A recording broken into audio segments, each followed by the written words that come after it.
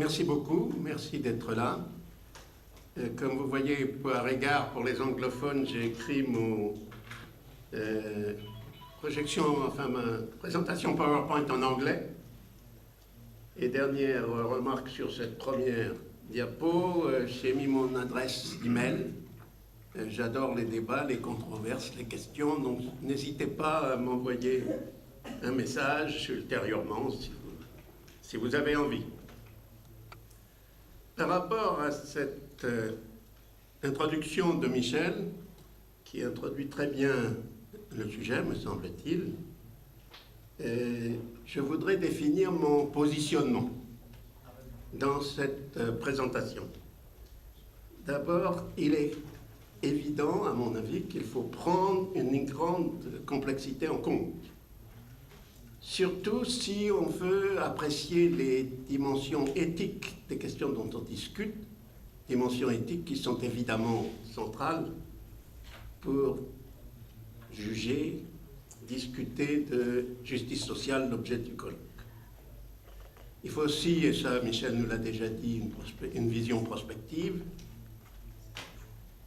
Et je crois que, comme il l'a fait, il faut partir des équilibres globaux d'offres, de demandes, de ressources et d'emplois au niveau mondial. Mais il est évident qu'on ne peut pas en rester aux bilans globaux. Et du coup, je vais prendre un point de vue partiel, qui est mon point de vue professionnel, celui d'un économiste. J'ai écrit expert dans les domaines de l'agriculture. Je veux dire par là que un certain nombre de choses que je vais dire sont basées sur un jugement d'expert. Qu'est-ce que c'est qu'un jugement d'expert? Il y a beaucoup. Certes, c'est bien que ce soit expert, mais c'est surtout beaucoup de jugement. C'est ça sur quoi je veux insister, parce qu'il y a beaucoup d'éléments qui sont inconnus et parfois on marche au doigt mouillé en quelque sorte. Alors, ce point de vue partiel d'économiste a le grand avantage, et j'espère que je vais vous en convaincre, hier j'ai entendu beaucoup de choses contre les points de vue économiques, de nous permettre d'analyser, plutôt qu'avant de prescrire ou de juger, d'analyser comment fonctionne, quels sont les mécanismes qui contribuent à cette difficulté, à cette tension entre alimentation et énergie. Mais bien sûr que ce point de vue a des limites. D'abord, il est partiel, je viens de le dire, et qui plus est, il est, parce que c'est celui d'un économiste, mais en plus, il est partiel dans la mesure où, manifestement, ce qui justifie un atelier sur l'agriculture dans ce colloque ce matin, c'est bien les rapports entre l'agriculture et l'énergie. Et que je suis tout à fait incompétent pour traiter de l'ensemble de ces rapports. Et du coup, je vais limiter mon propos principalement à la concurrence pour l'utilisation des terres entre les différents usages possibles de ces terres. Je vais adopter le plan suivant, essayer de tirer les leçons de ces bilans globaux. Je vous ai dit qu'ils avaient des limites, mais il y a tout de même des leçons importantes à en tirer, tout en soulignant leurs limites. Je vais, dans un deuxième temps, m'attacher à des manifestations de la concurrence énergie et alimentation aujourd'hui, parce qu'il y a des leçons importantes à tirer des situations récentes, du passé. Et puis ensuite, en vue de cette vision prospective, souligner quelques-unes des complexités pour le long terme des réalités agricoles qui sont à prendre en compte. J'espère que c'est clair. Alors maintenant, je passe aux leçons des bilans globaux. D'abord, de quoi s'agit-il? Essentiellement des démarches telles que celles que nous a esquissées Michel Griffon. Lui-même a travaillé là-dessus. Il a un article qui doit prochainement sortir dans la revue de Demeter, dont j'ai eu un avant-goût, qui m'a beaucoup aidé. Un autre document que j'ai utilisé, c'est aussi Michel qui me l'a envoyé d'ailleurs, c'est une publication récente de cette année de l'UNEP, qui s'appelle « Assessing Global Land Use, Balancing Consumption with Sustainable Supply ». Donc on voit bien clairement la nature de ce que c'est que ces bilans globaux. On en retrouve beaucoup dans, par exemple, les évaluations du Millennium Ecosystem Assessment et beaucoup de méthodes issues des travaux du GIEC sont dans ce niveau. Donc voilà le niveau de quoi s'agit-il. Je voudrais souligner maintenant, et je vais passer un petit peu de temps, les nombreuses incertitudes qui pèsent sur quelques-uns des paramètres clés de ces bilans globaux. Dans le bilan, celui qui nous intéresse le plus, c'est celui qu'a posé Michel, à savoir, est-ce que nous pourrons produire suffisamment de biomasse pour satisfaire toutes les utilisations qu'il a citées au cours des prochaines décennies. Et il y a quelques paramètres absolument clés qui paraissent simples, mais qui en fait sont loin d'être simples. Il n'y a pas de travail de projection et de prospective qui ne fasse allusion, qui ne fasse référence, qui ne soit basé sur des tendances démographiques et des projections démographiques. Or, sur ces projections démographiques, il y a beaucoup d'incertitudes.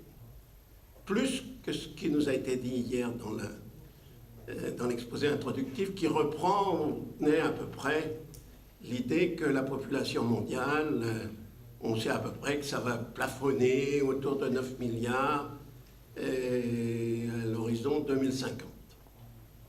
Mais déjà, c'était indiqué hier, il y a des fourchettes. Les autorités, enfin les institutions qui font les projections démographiques, la référence, c'est la division des populations des Nations Unies. Mais il y a d'autres organismes qui vont dans le même sens. Et tous ceux qui font des projections démographiques, tous les auteurs de projections démographiques, insistent beaucoup sur les incertitudes et sur les marges d'erreur. Alors j'ai noté ici quelques chiffres pour vous faire sentir les marges d'erreur possibles. La projection moyenne des Nations Unies, celle à laquelle tout le monde se réfère, pour 2050, c'est 9,6 milliards d'habitants. Et pour 2100, c'est 10,9. Et la variable clé là, c'est le taux de fertilité, qui est le paramètre déterminant. C'est 2,3 en moyenne pour la population mondiale. La variante haute des projections démographiques, 2050, 10,9, comparé à 9,6 pour la moyenne, pour la tendance moyenne, 16,6 pour 2100 au lieu de 10,9. Ça, c'est la tendance haute. La tendance basse, c'est 8,3 et 6,7. La population diminuerait. Et ceci correspond, en grosso modo, à des hypothèses de taux de fertilité, 2,3 pour la moyenne, 2,8 pour la variante haute et 1,8 pour la variante basse. Je passe un peu trop de temps à vous citer ces chiffres, mais j'espère vous alerter, vous montrer combien nous avons d'incertitudes. Si on prenait une fertilité telle qu'elles sont aujourd'hui dans les différents pays, eh bien la projection pour 2100 serait de 28,6 milliards. Personne ne pense, on est autour de 7 milliards en ce moment, personne ne pense qu'on pourrait arriver à ce 28,6. Mais tout de même, donc grosse incertitude autour des projections démographiques. Bien sûr, ça c'est plutôt du côté de la demande. La demande va dépendre beaucoup de la demande globale, va dépendre beaucoup des projections démographiques. Les surfaces agricoles, autre paramètre important, parce que la production totale de biomasse dépend des surfaces agricoles et des rendements à l'hectare. Sur les surfaces agricoles, il y a déjà beaucoup d'incertitudes pour les appréhender.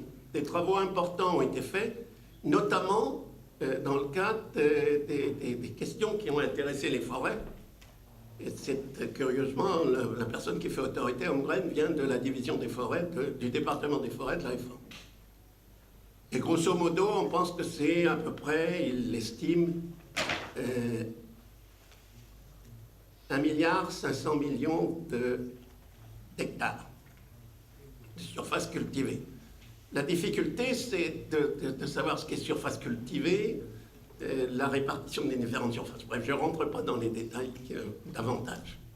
Parce que ce qui est le plus important, ce n'est pas tellement les surfaces cultivées aujourd'hui que les surfaces cultivables dans les prochaines décennies, dans les 4 prochaines décennies d'ici 2050. Et là-dessus, les estimations sont extrêmement variables. Il y a 2 sources essentiellement, ou 2 types de sources pour faire ce type de projection. D'une part, la prolongation des tendances passées.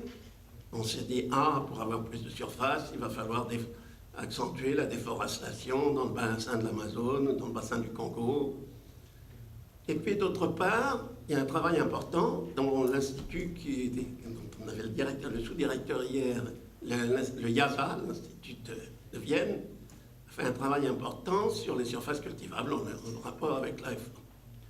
Laissez-moi là encore vous citer quelques chiffres pour vous montrer la difficulté pour ce qui est de la région Moyen-Orient et Afrique du Nord. Les surfaces cultivées en 2000, c'est pourquoi j'ai retrouvé des chiffres, c'était 83 millions d'hectares. Et les surfaces qualifiées de propices à l'agriculture dans ces travaux de IASA, c'est 63 millions d'hectares. Donc déjà beaucoup plus que ce qui est propice à l'agriculture. Mais en Afrique, au sud du Sahara, les chiffres sont totalement inversés, puisque la surface cultivée est estimée à 192 millions d'hectares, alors que la propice, c'est 940. Donc beaucoup plus, seule une fraction des surfaces propices à l'agriculture. De même en Amérique latine, 162 et 1066. J'espère avec ces chiffres vous convaincre qu'il y a beaucoup d'incertitudes. Les auteurs de scénarios de projection, j'en ai pris quelques-uns, par exemple pour la région Moyen-Orient et Afrique du Nord, la prospective Agrimonde à laquelle nous avons participé tous les deux, Michel et moi, une prospective du CIRAD et de l'INRA, table sur 90 millions d'hectares cultivés dans cette région en 2050, selon le scénario numéro 1, enfin il y a plusieurs scénarios, alors qu'aujourd'hui c'est 83 millions, enfin en 2000. Les scénarios du Millennium Ecosystem Assessment dont j'ai parlé tout à l'heure, pour la même région, varient entre 96 et 118 millions d'hectares. On peut penser que les auteurs de ces différents scénarios, compte tenu de toutes les incertitudes que je viens de signaler, dont ils sont bien sûr conscients, ont fait du mieux qu'ils ont pu. Et le mieux qu'ils ont pu, ça fait quand même de sacrées variations. Si on n'est pas sûr à plus de 20%, ça fait plus de 20% d'écart, c'est tout de même quelque chose. Bref, j'espère vous avoir convaincu des incertitudes portant sur les surfaces agricoles. Sur la productivité maintenant de la terre, autrement dit les rendements, il y a des controverses très fortes en ce moment pour savoir si, et il y a des informations empiriques solides, pour penser que l'augmentation des rendements qui avait été très rapide et qui a été la cause principale de la performance remarquable des 40 dernières années, où la production agricole a augmenté plus vite que la population, y compris dans les pays en développement, y compris en Afrique du Nord, alors que, bref, cette performance tout à fait remarquable a été obtenue grâce principalement à l'augmentation des rendements. Donc l'avenir de l'augmentation des rendements est une question importante, si on veut faire les bilans globaux. Et je vous ai dit qu'il y avait une controverse avec des données qui suggèrent qu'il y a un ralentissement de l'augmentation des rendements.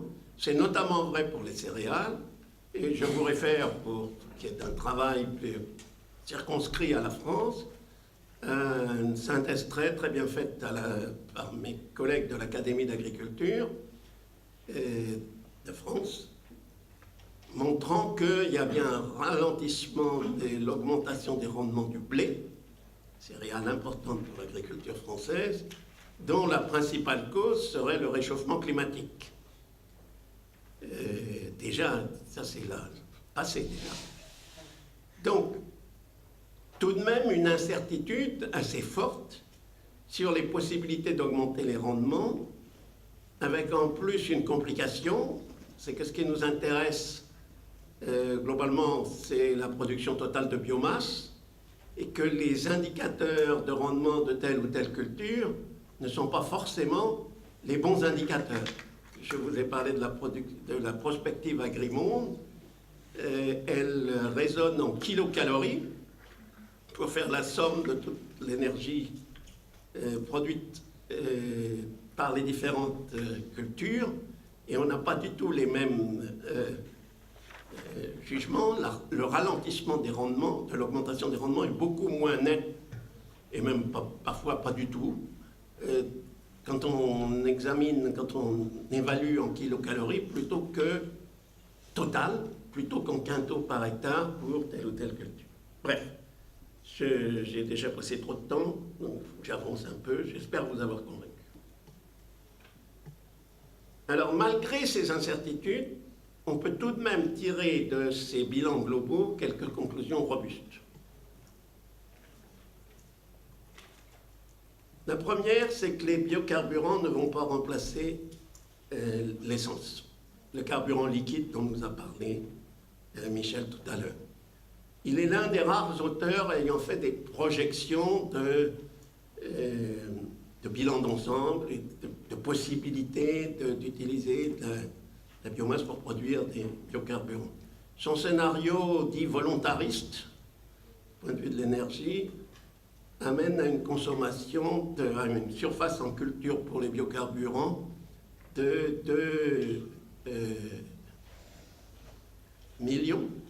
20 millions de kilomètres carrés.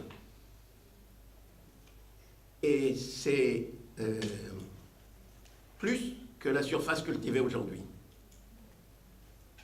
Du coup, une grande incertitude, c'est montrer l'ampleur du fossé entre ce que pourrait être la demande de biocarburants et ce que pourra être la production totale de biomasse, car il est évident qu'il faudra bien nourrir l'humanité.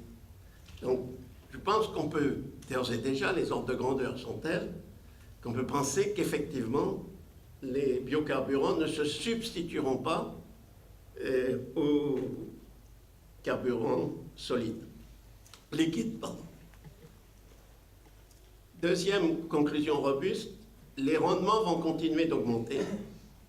Ceci parce que les pressions économiques sur tous les agents économiques, privés et publics, qui interviennent dans l'augmentation des rendements, toutes ces pressions sont tellement fortes qu'elles vont continuer d'augmenter.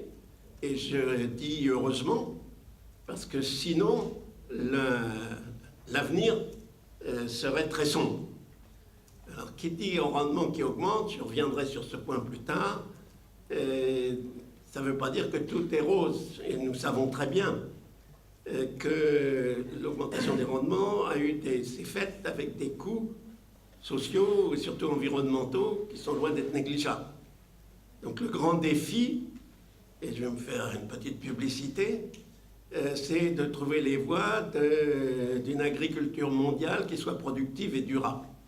Titre d'un petit bouquin que vous trouverez, que j'ai écrit et qui se trouve à la sortie. Il sera nécessaire de réduire les pertes à la récolte et les gaspillages alimentaires. Il s'agit de deux phénomènes complètement différents. L'un principalement dans les pays en développement, où une portion importante de ce qui est récolté n'est pas consommée par la consommation humaine parce qu'elle est perdue. Et puis dans les pays riches, nous gaspillons beaucoup de nourriture. Ce point a été dit hier. Et les ordres de grandeur, c'est 30 à 40% de la production totale. C'est donc énorme. Et bien sûr qu'une des voies pour rétablir l'équilibre global, c'est de réduire ces pertes. Je voudrais attirer cependant votre attention, j'ai une nuance par rapport à ce qui est dit souvent et ce qui nous a été dit hier, avec la comparaison faite avec la nécessité d'augmenter l'efficacité énergétique, c'est que ces pertes et ces gaspillages impliqueraient, dans un cas, des investissements, des changements institutionnels, organisationnels considérables. Il faut certainement aller dans ce sens-là, mais ça ne va pas se faire du jour au lendemain. Quant aux changements dans les habitudes alimentaires nécessaires pour réduire les gaspillages, ce sera l'objet de la table ronde tout à l'heure, mais moi je doute qu'on puisse fonder des espoirs sur cette diminution telle que l'impératif d'augmenter la production serait remis en cause. De la même façon, il serait bien désirable de changer les régimes alimentaires, surtout les tendances compte tenu du développement de l'obésité, les maladies cardiovasculaires, le diabète qui va avec. Mais là encore, les difficultés pour changer les comportements sont considérables. Malgré l'intérêt de ces leçons, il y a tout de même peu de conclusions fermes, assez précises, que l'on peut tirer de cette analyse pour trouver, définir ce que sont les enjeux éthiques et donc pour guider les choix de politique publique. Je vois que j'ai un problème de temps considérable. Je vais donc être obligé d'accélérer. Ma deuxième partie porte sur les manifestations aujourd'hui de la concurrence entre énergie et alimentation. J'ai choisi de présenter, d'analyser l'évolution du prix du maïs. Parce qu'il s'agit d'un phénomène assez basique, finalement, en économie. Le prix a beaucoup augmenté, comme vous pouvez le voir sur ce graphique, où il y a le prix du maïs, du soja et du pétrole.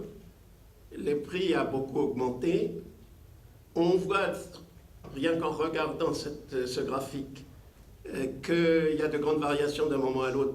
C'est donc qu'il n'y a pas que les fondamentaux, que les rapports entre les prix de ces trois produits qui sont responsables de la hausse. Il y a de multiples facteurs qui interviennent, de nombreuses controverses autour de celle-ci. Cependant, indubitablement, la demande pour les biocarburants, ou la production de biocarburants, beaucoup due à des politiques publiques, aux États-Unis principalement, mais aussi au Brésil et en Europe, a entraîné une hausse du prix du maïs, avec des conséquences considérables, et là pour le coup des enjeux éthiques importants. L'augmentation du prix du maïs a augmenté, ça a été la crise de 2008 principalement, l'augmentation du prix des autres céréales, le blé et le riz, qui, elles, sont consommées directement par les hommes, et en particulier par des pauvres, d'où des conséquences considérables avec des pertes, enfin des perdants, et plutôt parmi les plus pauvres. Quant à là vous voyez la part du maïs américain, allant à l'éthanol en rouge, à l'alimentation des animaux en beige. Et bon, les exportations américaines ont baissé, ce qui est en jaune, ce qui explique la hausse des prix internationaux. Et un rôle très important de ce mécanisme. Donc, sur cet exemple, je voulais montrer le jeu des forces économiques.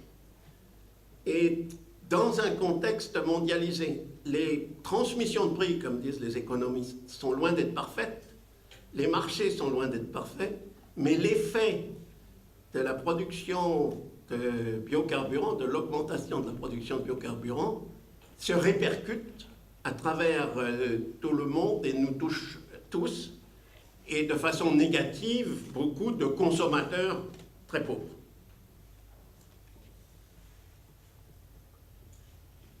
Malgré ça, c'était le dernier point ici, les effets de redistribution sont complexes et parfois contradictoires. C'est le cas, dans certains cas, d'agriculteurs qui ont bénéficié de l'augmentation des prix. Deuxième manifestation, c'est la concurrence pour la terre, dont je crois savoir. La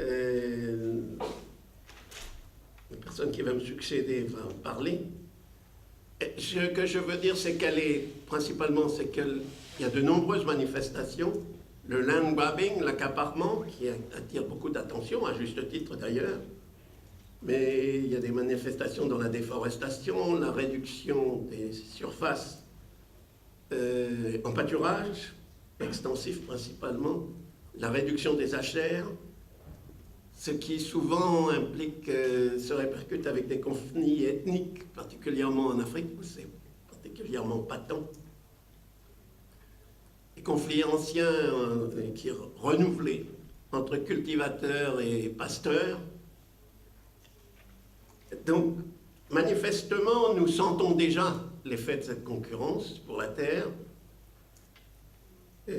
sous des formes très variables, avec deux conséquences, de conclusion. On ne voit pas ce qui ferait que dans les prochaines décennies, la concurrence serait réduite, j'ai mis qu'elle allait s'exacerber. Et l'éclair aussi, surtout parce que les répercussions éthiques de cette évolution sont considérables, et je suis sûr vont être soulignées dans la suite de cette table ronde, de cette tribune, de cet atelier. Les politiques publiques ont un rôle important à jouer. C'est notamment le cas dans la question de l'accaparement des terres. Les effets délétères, très négatifs, sont le plus souvent le résultat de la faiblesse institutionnelle ou de la faiblesse des pouvoirs publics dans les pays faibles, à faible capacité de gouvernance. Et donc là, les implications éthiques sont considérables. Un mot, si vous me permettez, oui, j'ai déjà passé mon temps. Pour ce qui est de l'avenir, je voudrais souligner la multiplicité, j'espère vous avoir convaincu déjà, des agricultures dans le monde, et de cette diversité. Elle est à prendre en compte. Il faut faire, bien sûr, si on veut évaluer les enjeux éthiques, l'analyse concrète des situations concrètes. Il n'est pas possible de faire un discours général pour faire qu'il soit valable. Donc pour faire l'analyse des situations concrètes, nous disposons tout de même d'un certain nombre d'outils intellectuels, et c'est ce que j'appelle la nécessité des approches systémiques au niveau du système famille-exploitation, de l'exploitation familiale, au niveau des systèmes agraires, plutôt à niveau local, au niveau des chaînes de valeur. Les approches systémiques nous permettent de prendre en compte des interactions nombreuses, complexes, et nous donnent tout de même quelques outils pour progresser. En tout état de cause, la nécessité d'augmenter la productivité souligne la nécessité du changement technique. Alors, ce point est débattu. La question a même été soulevée hier déjà. Il n'y a pas qu'ici qu'elle est soulevée. Je voudrais insister sur un point de vue d'économiste. Je n'ignore pas du tout les dimensions sociétales, sociales des changements techniques. Il faut bien sûr, c'est un progrès de l'analyse des années récentes, des décennies récentes, parler de systèmes socio-techniques. Ça, j'en suis tout à fait convaincu. Néanmoins, en tant qu'économiste, sur quoi je veux appuyer, c'est la nécessité de l'augmentation de la productivité. Il faudra bien augmenter la productivité de la terre. Sinon, pour satisfaire les besoins, il faudra mettre en culture beaucoup plus de terre, et ce sera une vraie catastrophe écologique. Il faudra aussi augmenter la productivité du travail des travailleurs agricoles, très nombreux, parce que sinon, il ne sera pas possible de relever le revenu des agriculteurs. Le revenu des agriculteurs est très lié à leur productivité. Et penser qu'on va pouvoir augmenter le revenu sans augmenter la productivité du travail, je crois, est un leurre.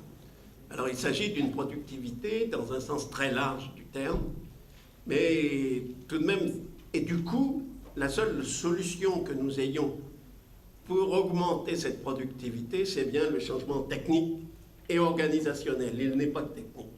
Mais ça me paraît un...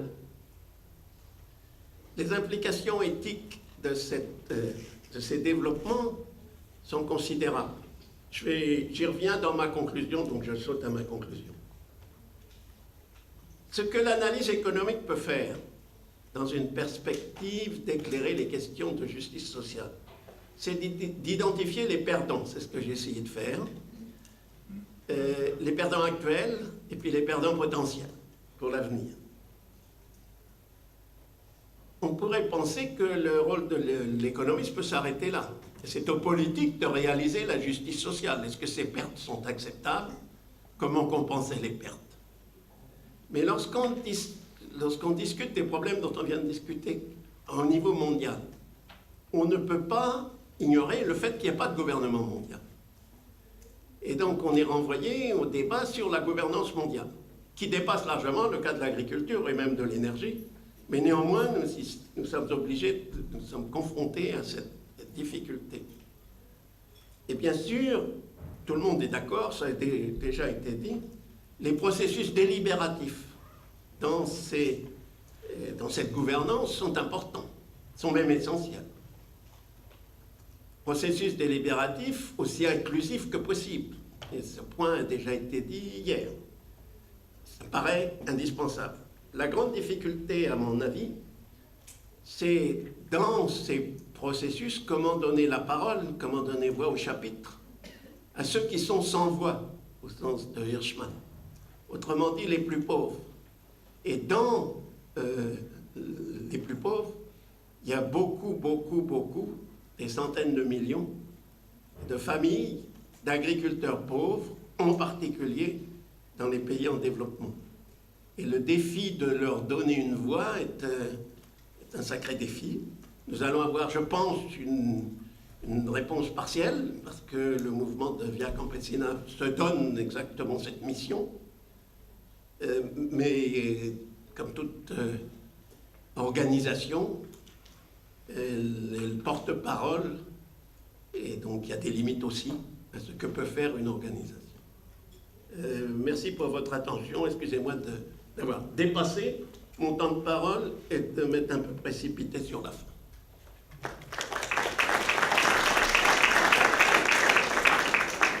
On comprend très bien que sur des problèmes de cette importance, on puisse dépasser les temps de parole. Tout ce que tu as dit, nécessité d'accroître fortement les rendements, de réduire les pertes, de rééquilibrer l'alimentation des hommes, l'alimentation des animaux, le land grabbing, la déforestation, la réduction des pâturages, la réduction de la jachère, l'accroissement des conflits entre agriculteurs et éleveurs. Tout cela est très important. Tu as ajouté une chose importante, très importante par rapport à ce que nous avons dit hier, à travers ton exemple sur le maïs aux États-Unis, c'est que la hausse des prix de l'énergie et les conséquences sur l'agriculture devrait entraîner logiquement un accroissement des prix agricoles, ce qui renforce, qui rend encore plus difficile la problématique des pauvres, puisqu'ils devraient subir un accroissement des coûts de l'énergie et des coûts de l'alimentation. Donc voilà une très mauvaise nouvelle qu'il nous faudra prendre en compte dans nos conclusions. Je passe tout de suite la parole à la voix de Via Campesina pour les commentaires et ton point de vue.